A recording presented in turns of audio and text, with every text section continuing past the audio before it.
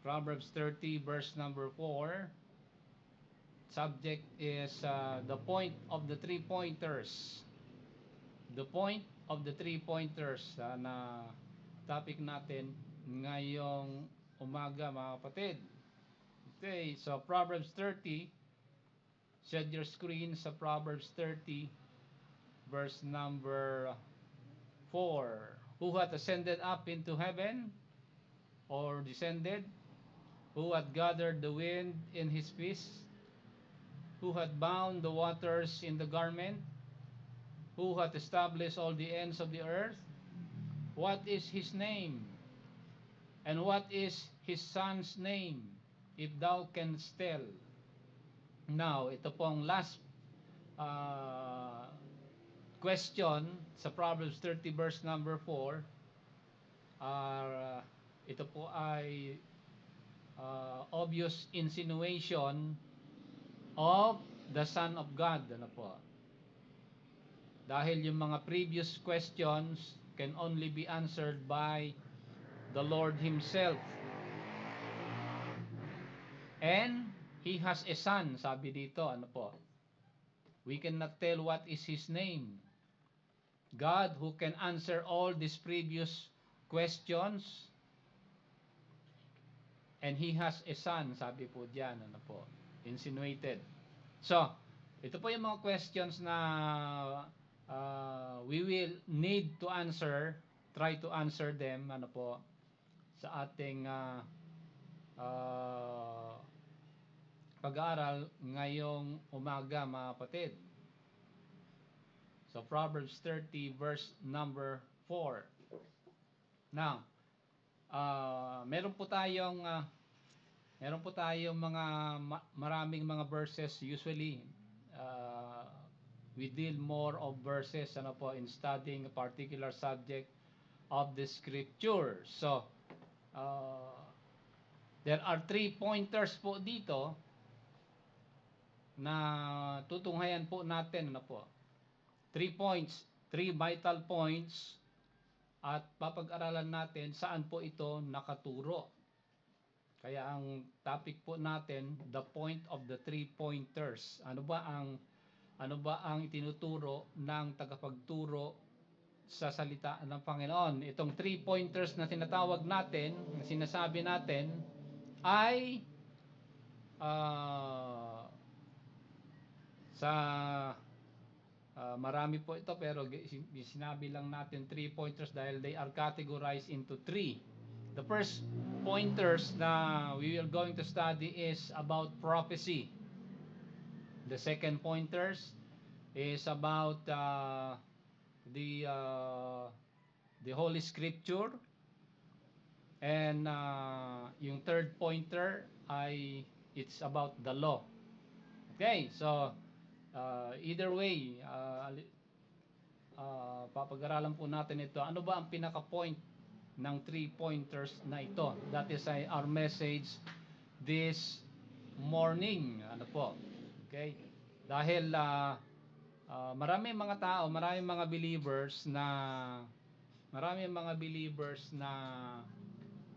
they are keen and up and able to explain ito pong prophecy, scripture, and the law.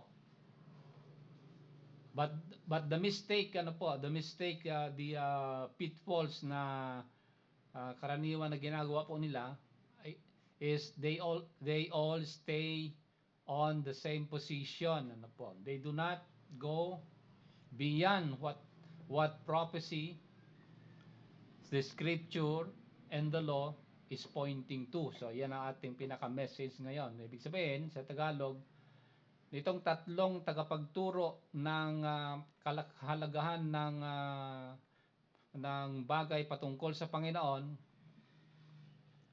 Una diyan ang propesiya, pangalawa ang kasulatan, pangatlo ang batas.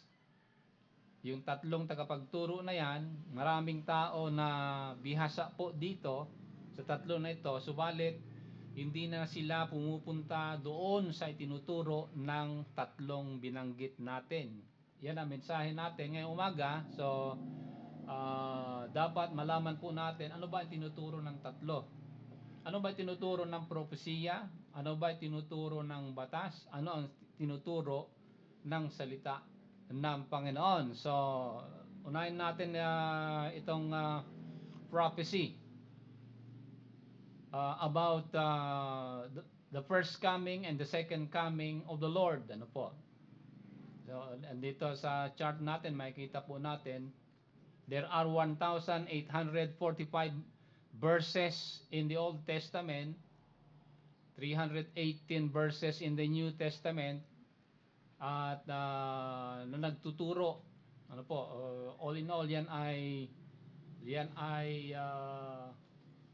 17 books in the Old, 213 chapters, or 23 out of 27 books in the New Testament. Na ang tinuturo niya ay the prophecy of Christ's first coming. Meron pong ratio po dyan, mga kapatid, ano po? Okay? Of every prophecy, bawat verses ng propesiya sa Old or New, sa Old Testament ay mayroon pong katapat na 8 propesiya pagdating sa kanyang second coming. Yan yung para maintindihan natin, tinagalog na po natin, ano po. So let me repeat, every prophecy of his first coming in the Old Testament, of course, counterpart niyan, there are 8 prophecies of his second coming. So ganyan kahalaga ang propesiya sa Bible, ano po. One Bible scholar put it this way, na one third of the whole Bible daw is prophecy. Ano po? So mahaba-haba po 'yan, ano po. So anyway, ganyan po kahalaga ang prophecy ng Panginoon, kaya nagbigay siya ng mga iba't ibang prophets sa iba't ibang kapanahunan, different training, but the same message. Nandiyan na alam natin both the major and the minor prophets, ano po, the Old Testament na napuntahan na po natin sa mga previous studies po natin, mga kapatid. Okay, so pagdating naman sa prophecy niya, prophecy about his first coming, 300 po 'yan mahigit in the Old Testament. 300 prophecies, ano po.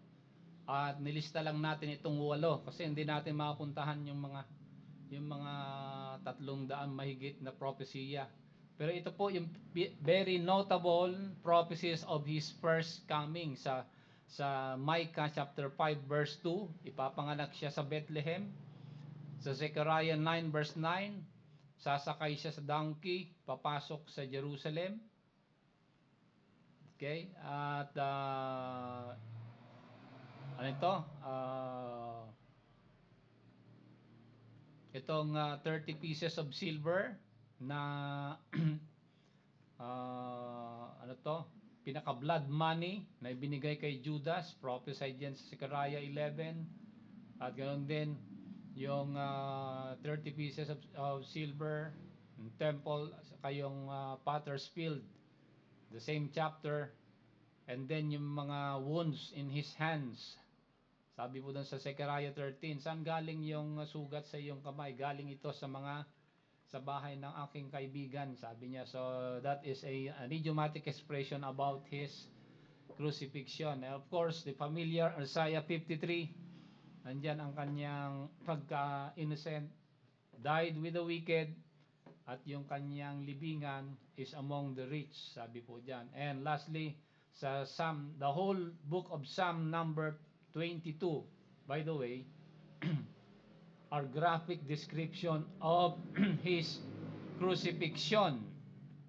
So, 8 prophecies of his first coming out of 300, more than 300 in the Old Testament. Ganyan kahalaga ang propesiya ng Panginoon. So we need to we need to carefully understand and study prophecy. Kung merong mga papag-aralan ng mga tunay na nakakilala sa Panginoon is about the prophecy of the Bible dahil nandyan ang kanyang direksyon para po sa ating buhay. Ano po?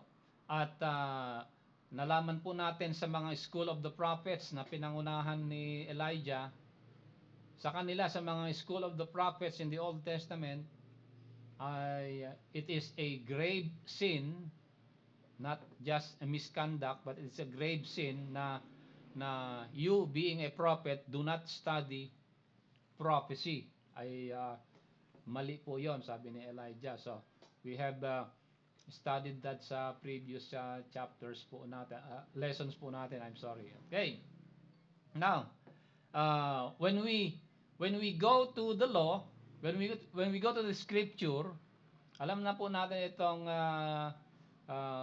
very first verse in the whole Bible sa Genesis 1:1, ano po, na we have studied both in Hebrew and in English. At again, this is just a reminder sa pagdating sa study of the Holy Scripture. Sana wag natin makalimutan na there are more than 200 figures of speeches in the Bible, ano po.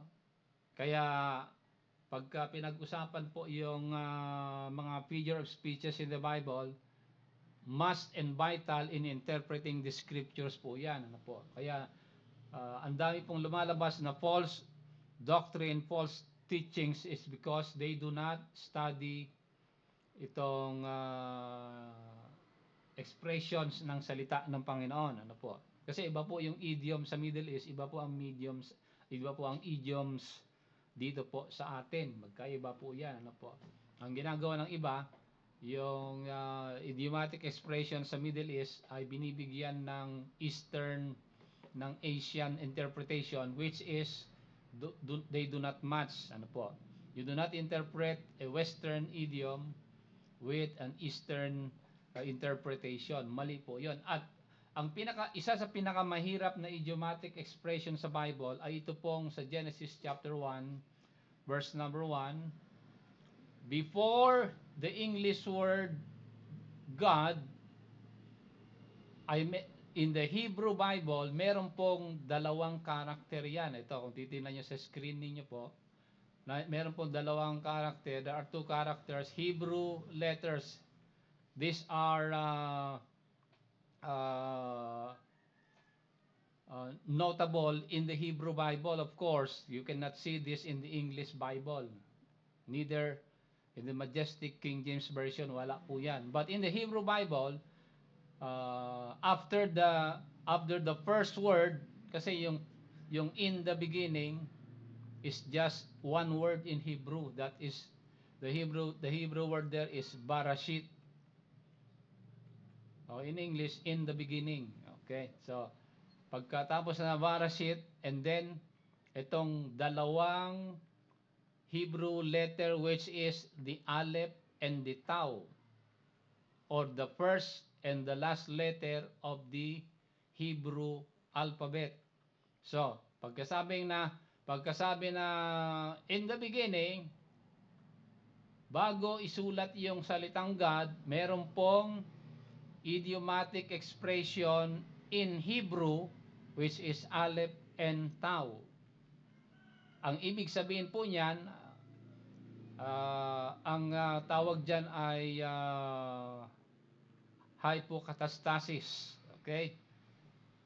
So, bago isulat yung Aleph and Tau, dito, before the English word God. So, ang pagkabasa dapat dyan, hindi dapat in the beginning, God. No, but in English, in the beginning, Aleph and the Tau, God. Ganun dapat, ano po. So, this is a deeper study of the scripture. This is very important dahil ito pong very first verse in the Bible is in conjunction with mathematics and science, ano po. especially sa mathematics, ano po. Okay? Kasi itong very first verse sa Bible, if we will translate this to Hebrew, nasa baba yung mga Hebrew letters. Lahat po ng Hebrew characters po diyan ay meron pong tinatawag na numeric numeric value. Okay? Meron pong numeric value 'yan, ano po, na na allotted each letter may mga value, parang Roman numeral, kumbaga ganoon, ano po. Okay, so ibig sabihin po niyan,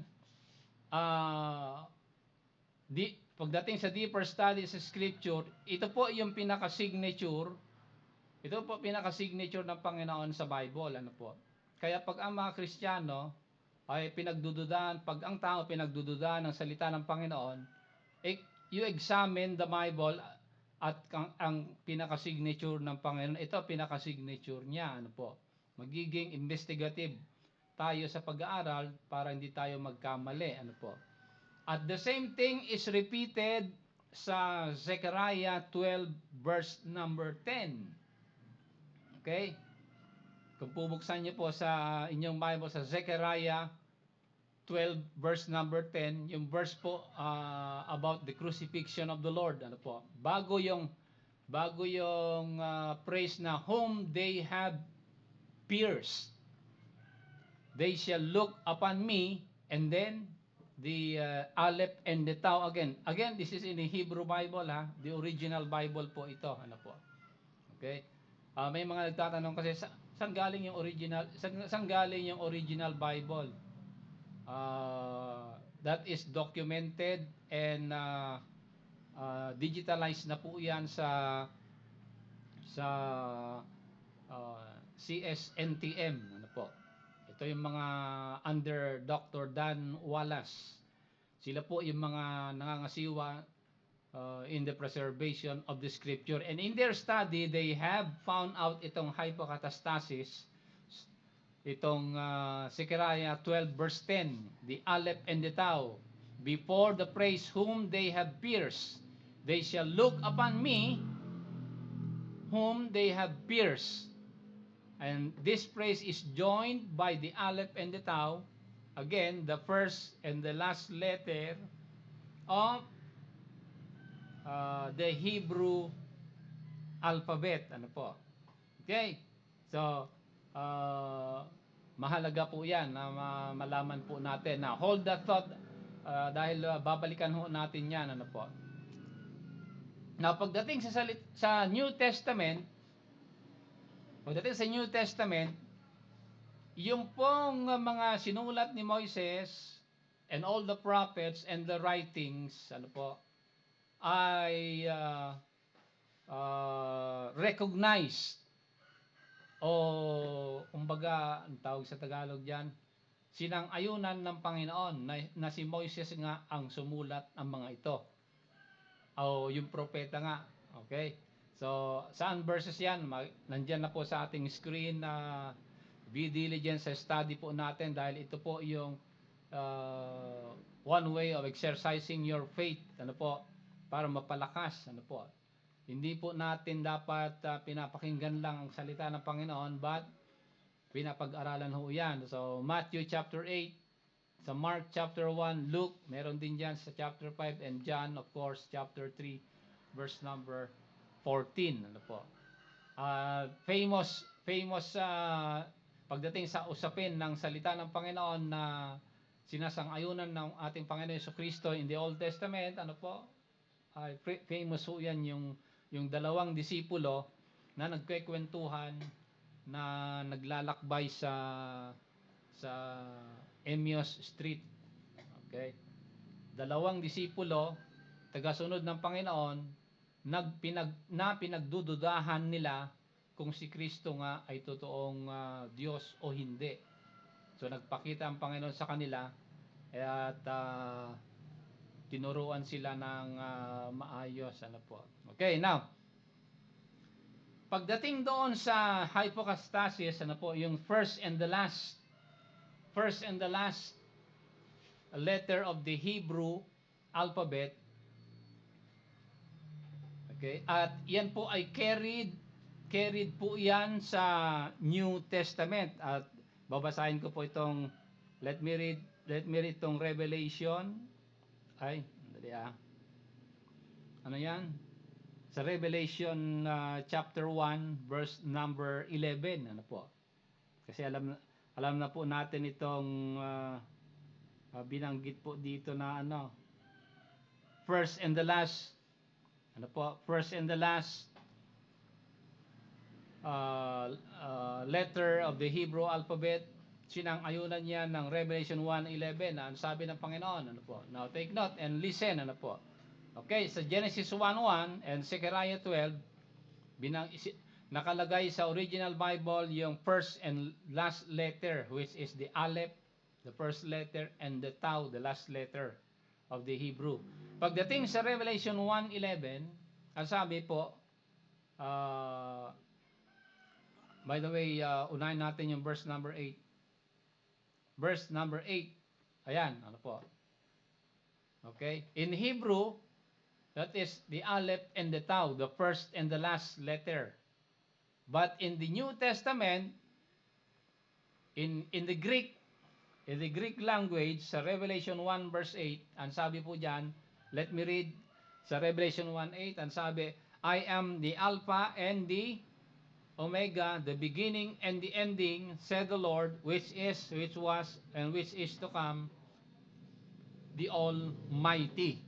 Now, binigyan po ng diin ni beloved Apostle John, ano po? Itong first and the last, binigyan niya ng diin, binigyan niya ng weight, kumbaga.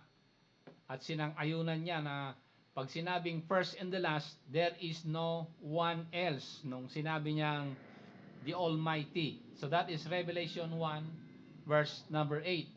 So, Genesis 1:1, yung Aleph and Tau, which is the first and the last letter of the Hebrew, is in conjunction sa Greek alphabet, the first letter and the last letter, which is the Alpha and the Omega. Sabi niya sa Revelation 1 verse number 8, mga kapatid. Ano po? Okay, so dalawang beses niyang binanggit.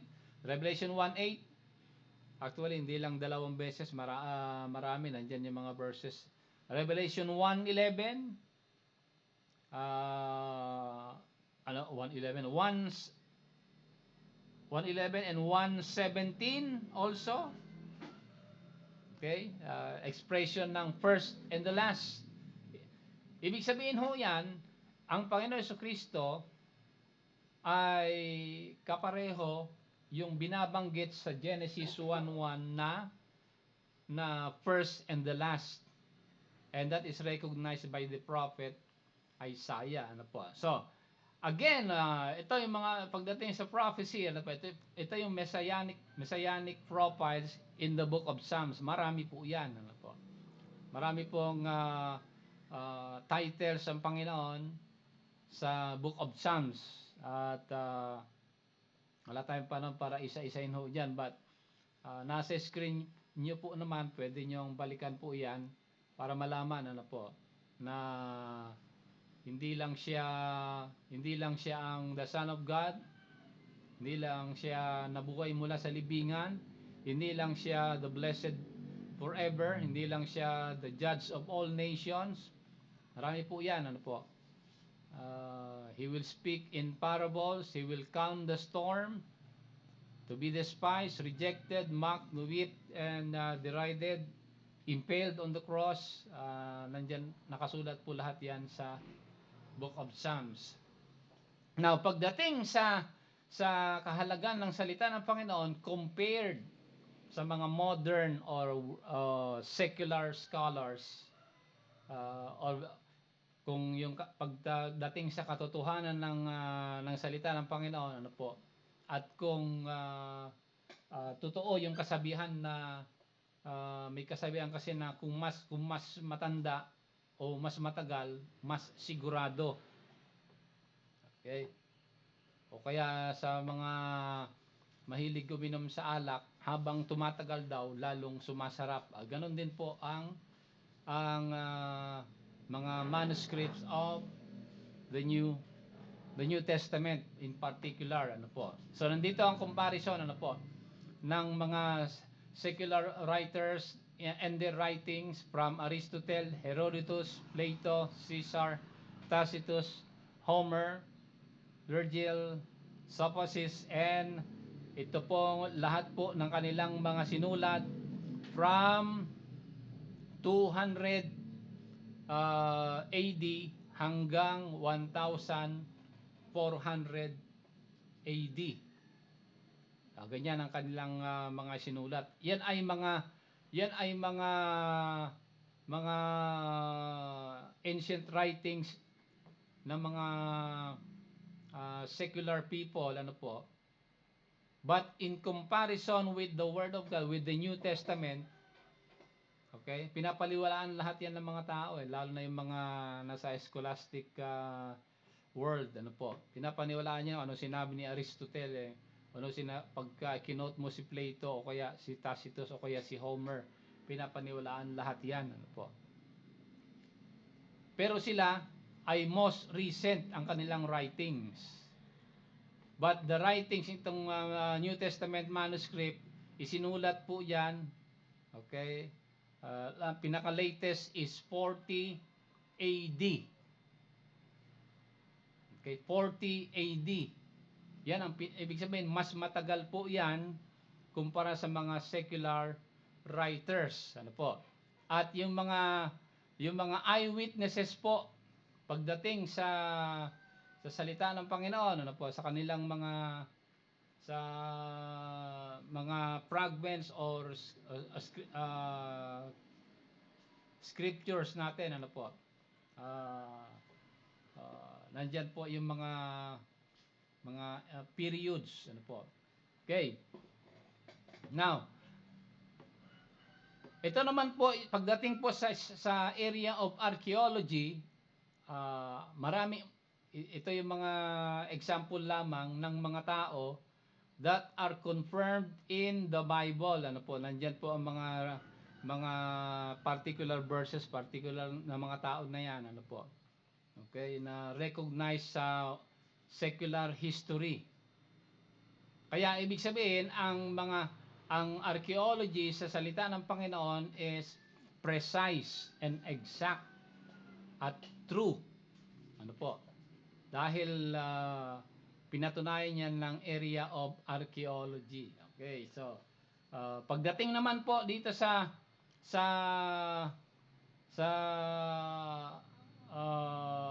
iba't ibang prophecy, okay, marami po ito, ano po, sa Old Testament prophecy, ano po, that are quoted in the New Testament. Ang dami po niyan patungkol sa salita, patungkol sa Panginoon mismo, ano po, na siya ay papasok sa Jerusalem, he will be betrayed with 30 pieces of silver and would be given a vinegar and gall.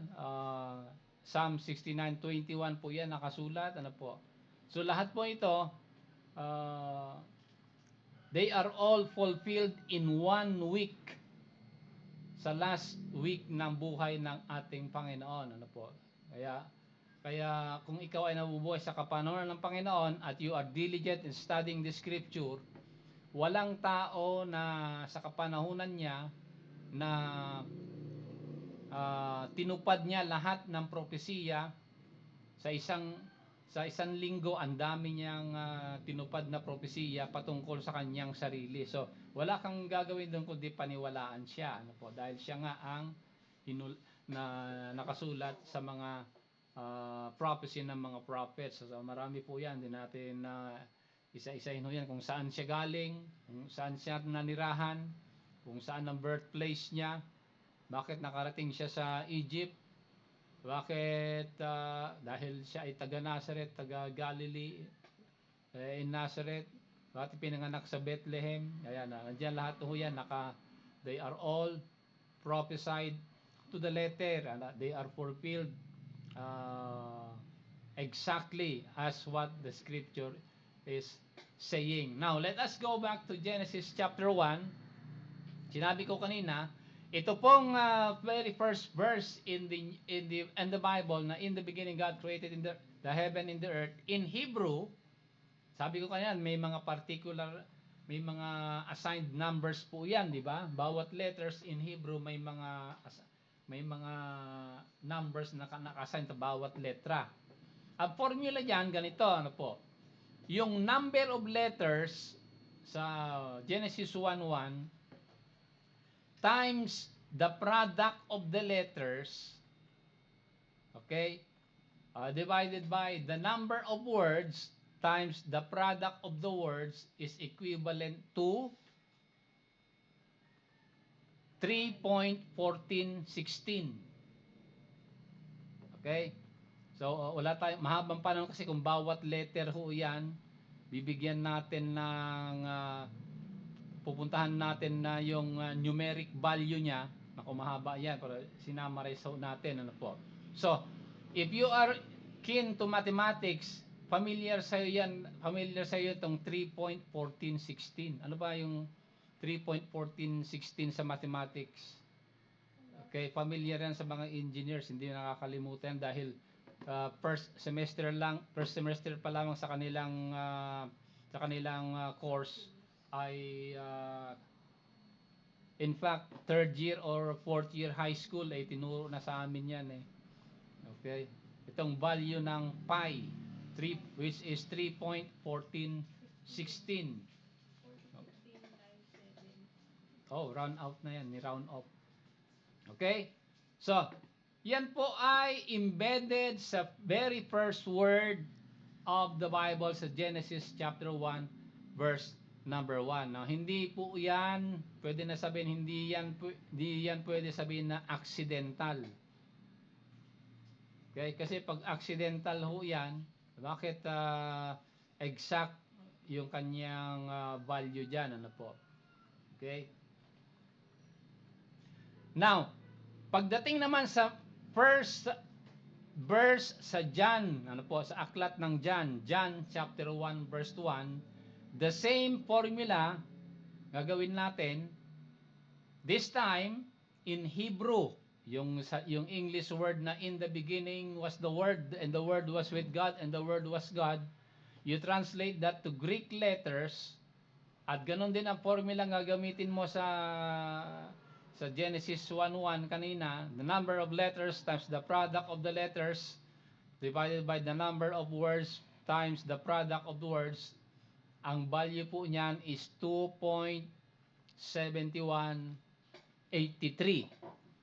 Okay? So ano naman yan? Ito naman po yung value ng logarithm, ano po, sa yung tinatawag na log e. Okay, sa calculus sa advanced mathematics naman po yan, ano po. Yung 2.7183 or yung e, yung value, okay, ng logarithm, ito po yung dalawang constant in the universe. Hindi nagbabago po yan pagdating sa mathematics. Yung 2.4 yung 3.1416 na pi ay hindi nagbabago yan kahit anong panahon, ano po, or kahit anong pagka pinalitan mo yung value niyan ay hindi mo na makukuha yung exact or yung tamang computation, ano, pagdating sa equivalent, ano po. Ganon din po sa log e, ano po. So the very first word in the Old Testament and the very first verse in the Old Testament and the very first verse in the New Testament, they are all correspond to mathematical signature, which is pi and log e. Okay? So ito po yung explanation ng logarithms, ano po. Ginagamit ho 'yan sa mechanics, sa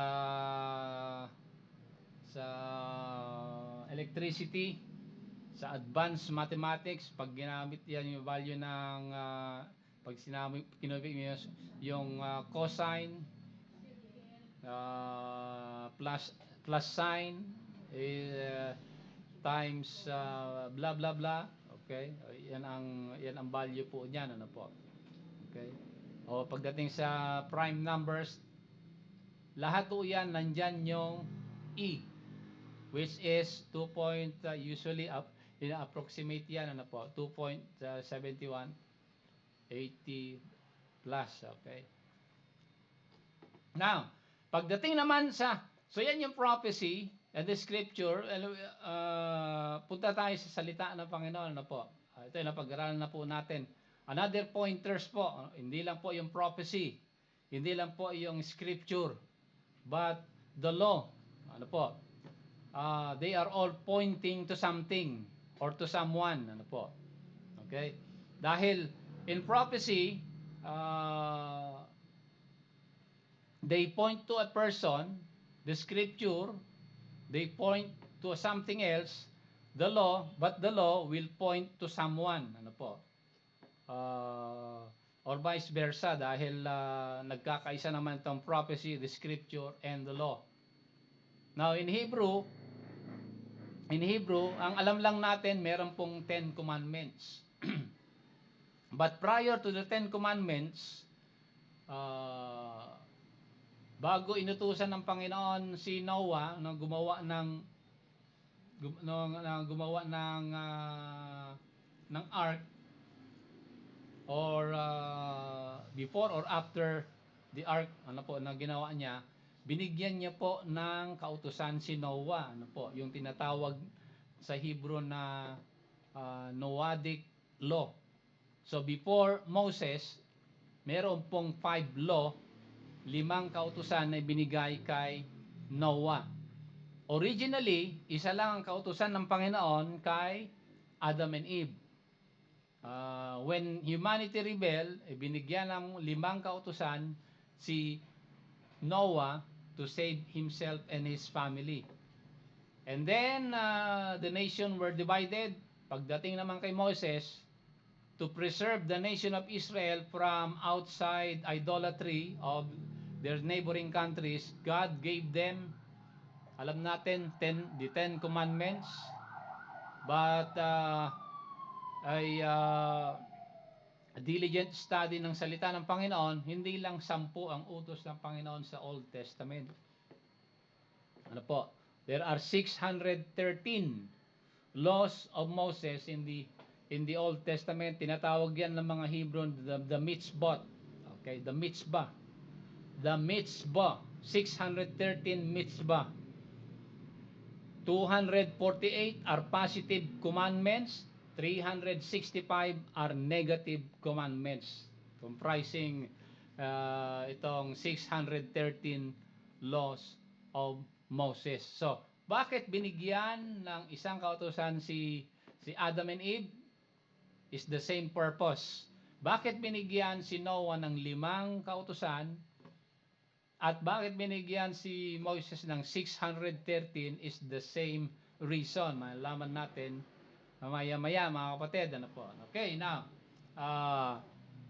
ito'y comparative study pagdating sa personality ng ating Panginoon, mga kapatid. Ano po? Kasi meron tayong, sa Bible natin, meron tinatawag na Jesus. Sa Quran, meron din silang Jesus na tinatawag, ng tawag sa kanila si Isa. Okay, in Arabic, si Isa. The same daw yan na ang Panginoon Jesucristo na pinapaniwalaan natin.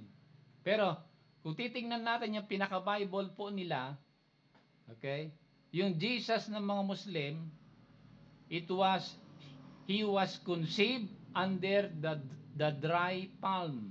Sabi yan sa may verse na yan sa Quran, ano po. Okay?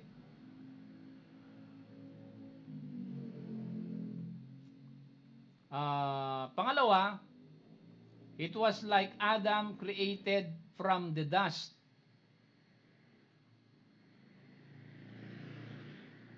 Sabi sa Quran, ano po? Adam was created from the dust. Isa was like Adam created from the dust. Sabi sa Quran chapter 3 verse 59, ano po? Pero iba yan sinasabi sa John chapter 1 verse 14. Okay. Sa pangatlo, ang Panginoon daw did not rise from the dead. Kaya ang mga Muslim naniniwala sa resurrection ng Panginoon. Yan ang tinuturo ng Quran nila eh. But very clear in the Bible and sa sa ancient history, mayroon po record ng kanyang resurrection. Ano po? Okay. So, obviously, itong Jesus na sinasabi ng Quran is the different Jesus na pinapaniwalaan ho natin, mga kapatid. Okay? Now, pagdating sa science, pagdating naman sa molecular science, ano po, meron pong natuklasan ang mga microbiologists na ganito ang figure, like figure ng molecule ba ito? Itong laminin. Okay? Yung laminin, okay? Na cross shape.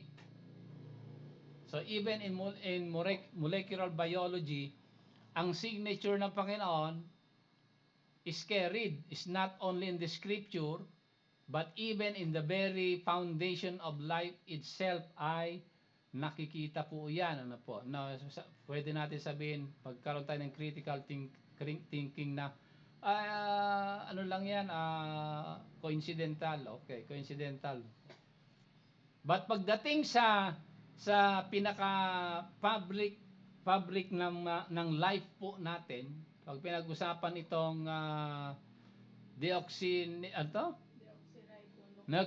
deoxyribonucleic acid, yung pinaka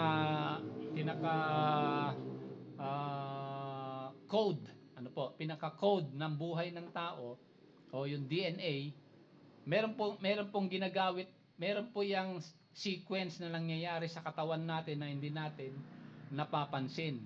At gumagana po ito, nagre-reproduce po ito based on a code.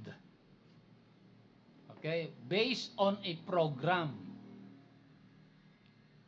Ibig sabihin, this is clearly the signature of the designer. Okay? It is not sinasabi ng iba na ano to? Random something, ano yun? Okay? It's not random science, ano po? But it is the mind of the designer. Kasi paano magreproduce ang DNA? Ano po? Paano magre-reproduce ng DNA kung hindi niya susundin yung code na ibinigay sa kanya na hindi nagkakamali? At saka pag nagkamali, pag mayroong instance na magkakamali yung DNA, meron siyang code na error correcting. Okay? Now, that cannot be of a random chaos na tinatawag nila. Ano po? Random chaos.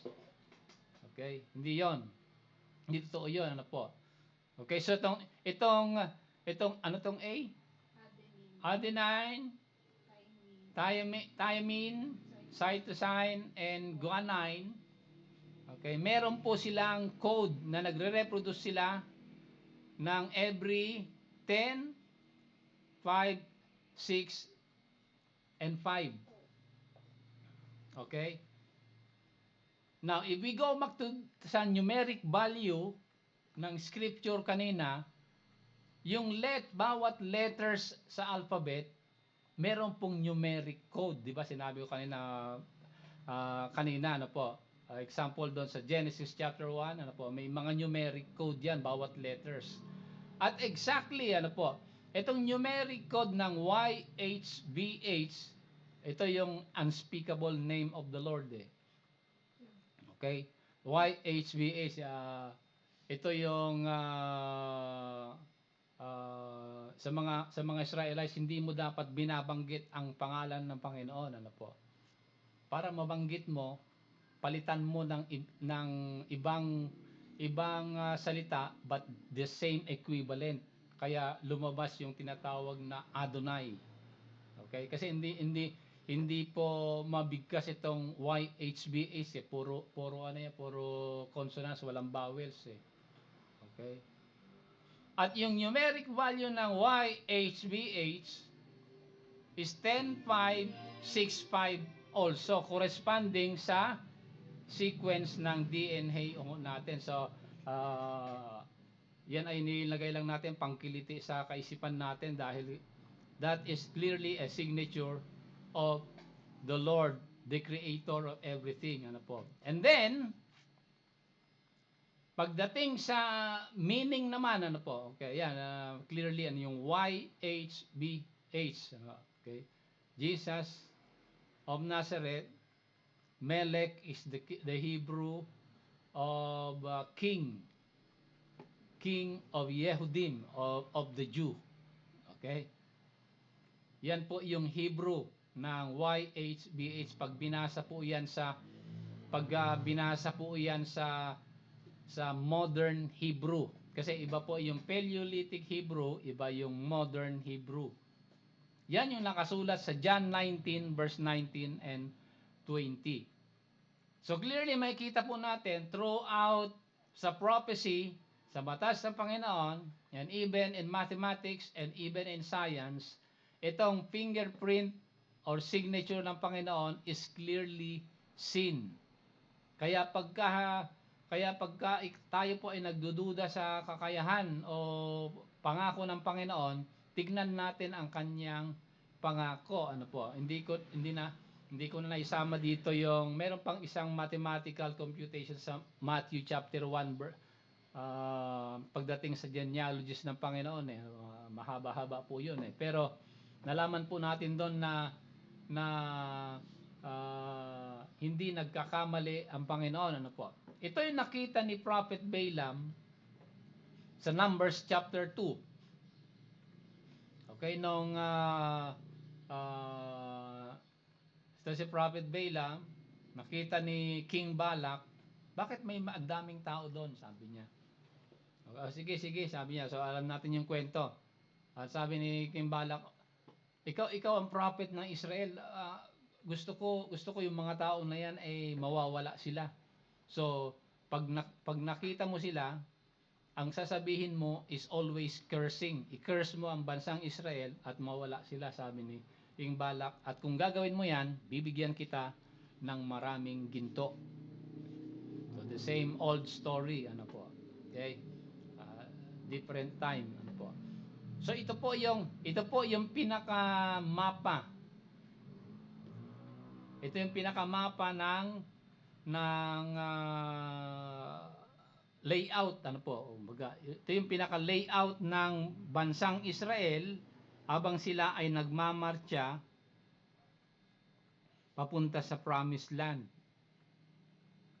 Okay? So, clearly makita natin kung anong shape po yan, ano po. Ano bang shape niyan?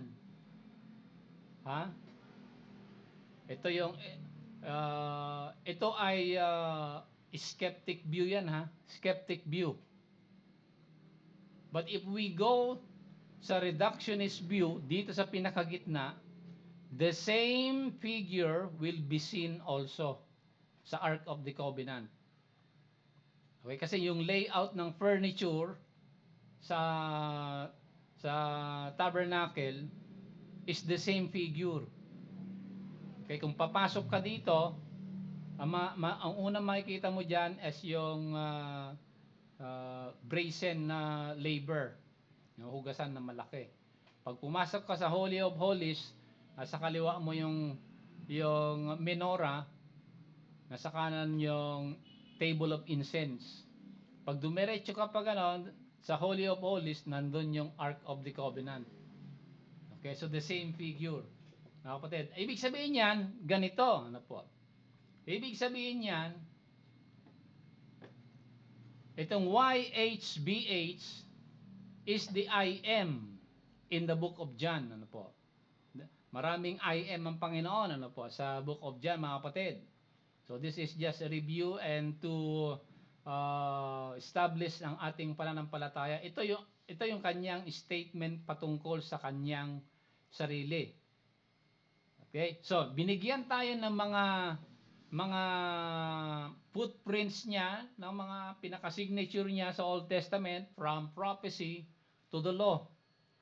At pagdating dito sa katapos-tapusan, ano po? Pagdating sa prophecy, ano ba ang tinuturo ng prophecy? Nakaturo 'yan sa Panginoon. Okay? In fact, lahat ng festival ng Nation of Israel always point to the Lord Jesus Christ. Okay? Pagdating naman sa batas ng Panginoon, ang tinuturo ng batas ng Panginoon is to be like Him. Kaya sabi niya sa Matthew chapter 5 verse 48, di ba? Be ye therefore perfect even as your heavenly Father in heaven is perfect. Ano po? Now, hindi po 'yon requirement. That is a mindset na kung gaano kabanal ang Panginoon, tayo din ay magiging banal katulad niya. So, ang sabi niya, 'di ba, sa John chapter 1, ano ba sabi niya sa John chapter 1? Very famous sa John chapter 14.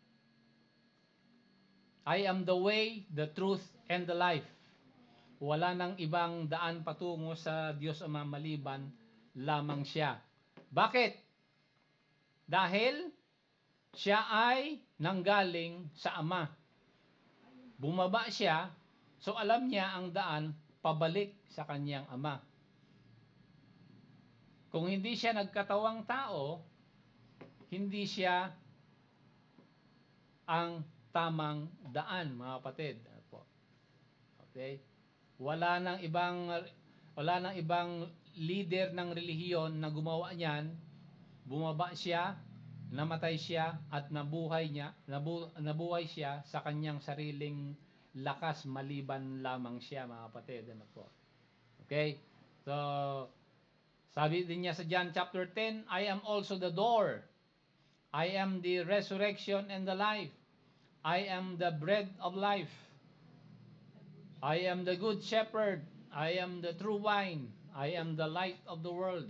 At meron pang isa, sana po, na hindi nakasama. I am the living water. Sabi niya sa book of John. Ano po. So lahat po yan, mga kapatid, lahat po yan ng study. You study about prophecy. Prophecy always points to the Lord Jesus Christ, mga kapatid. Ano po. We study about the law. Ang sabi ni Moises, di ba? Ano ba ang sabi ni Moises patungkol sa batas?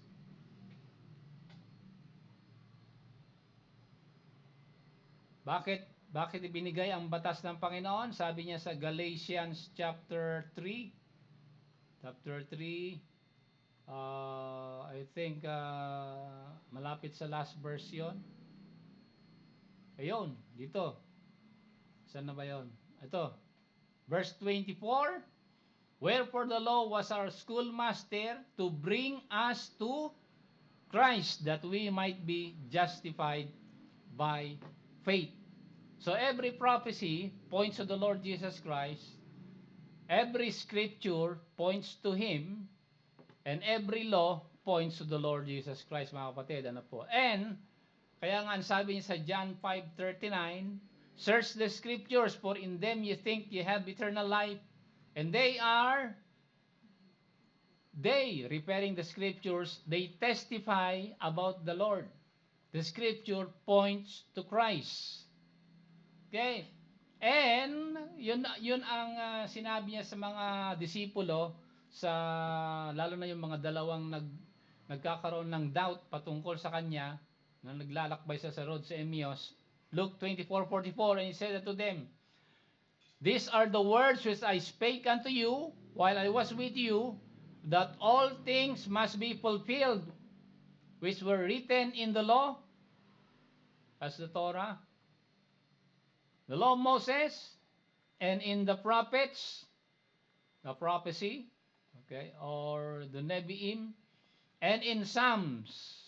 Ayun, yung Psalms, ang daming verses kanina ng book of Psalms about himself in the Nevi'im. So these are the three division of the old Bible, the Hebrew Bible na po, the law or the Torah, the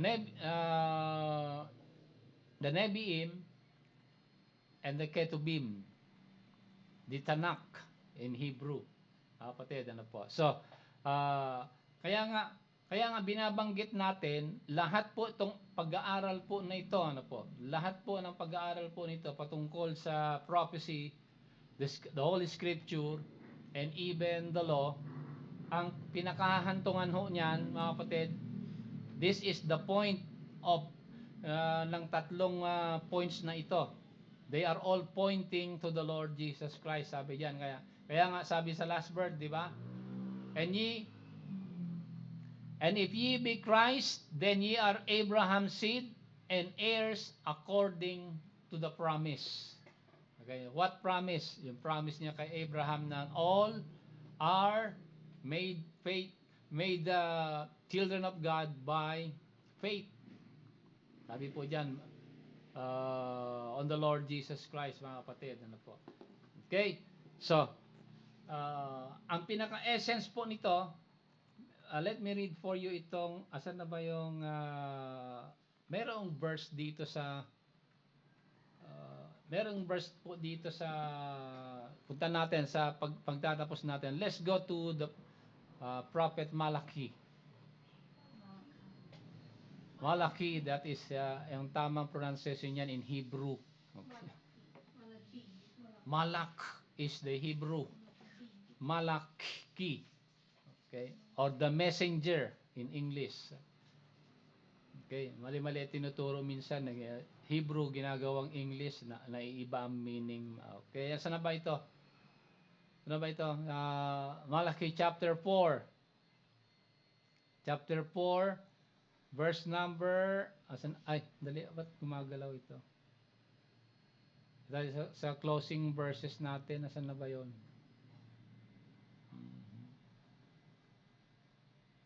Verse number verse number 2, actually maliit lang naman itong what verse 2 specifically. Okay, ito. But unto you that fear my name shall the Son of righteousness arise with healing in his wings, and ye shall go forth and grow up as calves of the stall. Okay? Pag sinabing itong the Son of righteousness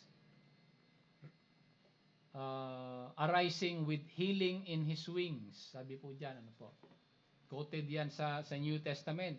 Puntahan natin sa tinatawag yan, kinote yan ni Apostle Peter nung nakita niya ang Panginoon, di ba, sa aklat ng 2 Peter chapter 1. Ano sabi po dito? Ito. We have also a more sure word of prophecy. Again, ito ang tinutumbok ng prophecy. Sabi natin kanina, yung the law points to the law, is our schoolmaster, points to the Lord Jesus Christ. And the scripture, sabi natin kanina, di ba? Points to the Lord Jesus Christ sa Luke 24. Di ba? Ito. The law, which were written in the law, most the prophets and the Psalms concerning me, sabi niya. And pagdating sa prophecy, we have also a more sure word of prophecy. Anong prophecy po ito na binabanggit ni Apostle Peter? The prophecy of of the Lord Jesus Christ coming, di ba? Whereunto you do well when you take heed, as ito yung quotation sa Malachi chapter 4 verse 2. As unto a light that shineth in a dark place until the day dawn and the day star arise in your hearts. Okay? So every prophecy points to the Lord Jesus Christ. Ano po? Now, Ito po yung kanyang first coming. Okay? We have a more sure word of prophecy, sabi ni Apostle Peter. Ibig sabihin, kung kaano katotoo na yung kanyang first coming ay nangyari na, sabi ni Apostle Peter, ay ganun din, mas sigurado, mas kapanipaniwala, sabi po dyan, di ba? Mas kapanipaniwala ang propesya pagdating sa kanyang second coming. Kaya sabi diyan, di ba? For the prophecy that came not in the old time by the will of man, but holy men of God spake as they were moved by the Holy Ghost. Kaya ito po yung kanyang prophecy na binabanggit about His second coming. Yan ang pinakahihintay natin. Ano po? Okay? Sabi sa verse 1 sa chapter 2, false prophets among you, even as there shall be false teachers among you, who shall privately shall bring in damnable heresies, even denying the Lord that bought them. Okay? Now, itong phrase na even denying the Lord that bought them, should be put in context dahil ang tinutukoy ni Apostle Peter po dito is the nation of Israel. Ano po? They were bought by the Lord Jesus Christ. Yan ang plano niya, to bring them back to the fold. Ano po? But they deny the Lord. Okay? With the help and the leadership, of course, of the scribes and the Pharisees. Kaya sa kapanahonan ng mga disciples, sa kapanahonan ng Panginoon, ang mga legitimate na cult na kumakalaban palagi sa Panginoon ay yung mga scribes and Pharisees. Tatlo po yan, tatlong grupo yan mga kapatid, yung Levites, the scribes, and the Pharisees that make up yung tinatawag na Sanhedrin Court ng Nation of Israel. Pag sinabing Sanhedrin Court, sila po yung nagde-determine ng tama sa bansa, politically and religiously. Okay, so they deny the Lord that na yung first coming ng Panginoon, they deny that. Hindi sila naniniwala na ang Panginoon is the true Messiah. And as a result, sabi ni Peter, and bring upon themselves swift destruction. Now, historically, let me close with this. Pag sinabing bring to them upon themselves swift destruction, ano po? Okay? When they deny the Lord and they crucify the Lord in 33 AD, okay? Namatay siya, ano po? Okay? And then after that, ano nangyari nung namatay ang Panginoon? Nung after his crucifixion, the disciples were dispersed. Okay? And then after that, yung prophecy ng Panginoon, the destruction of the temple in 70 AD. And by the way, bago po nagkaroon ng destruction ng temple, ito pong mga scribes and Pharisees, kung papag-aralan nyo kanilang history, ay very graphic ang kanilang end and bloody. So they bring upon themselves swift destruction, sabi ko dyan, ano po. Okay? So, yan po yung pinaka-essence ng pag-aaral po natin ngayong umaga, mga kapatid. Ano po? Okay, so puntahan na po natin yung mga kasamahan po natin sa YouTube. Dito na magtatapos ang ating pag-aaral ngayong umaga patungkol sa the point of the 3-pointers, ano po, na nawa nagbigay ng kalakasan sa ating pananampalataya. So kita-kita tayo ulit sa ating mga YouTube friends. Like and share sa ating mga YouTube po. Thank you. God bless you.